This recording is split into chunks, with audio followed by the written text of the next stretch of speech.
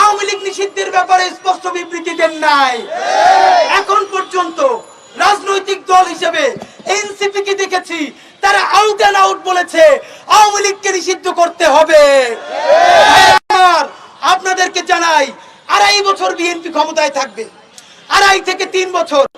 এরপরে আওয়ামী লীগ বিরোধী দলে থেকে ভারতকে সাথে নিয়ে, ইসরায়েলকে সাথে নিয়ে এমন ষড়যন্ত্র করবে, 3 বছরের মাথায় বিএনপি কে লাথি মেরে ক্ষমতা থেকে সরিয়ে দিবে। তারপরে সেই আওয়ামী লীগ আরেকটা 111 হোক, ভারতের প্রেসক্রিপশনে হোক, কোনো না কোনো ভাবে ক্ষমতায় এসে 2000 শহীদ, তারা তো কবরে চলে গেছে, তাদের বাবা মা ভাই বোনকে কচুকাটা করবে। 50,000 আহত, প্রত্যেককে ধরে ধরে কচুকাটা করবে। সুতরাং আহতদেরকে বাঁচাতে, শহীদদের পরিবার বাঁচাতে, জুলাই যোদ্ধাদেরকে বাঁচাতে, রক্ত থাকতে আওয়ামী লীগ পুনর্বাসন করতে দিব না।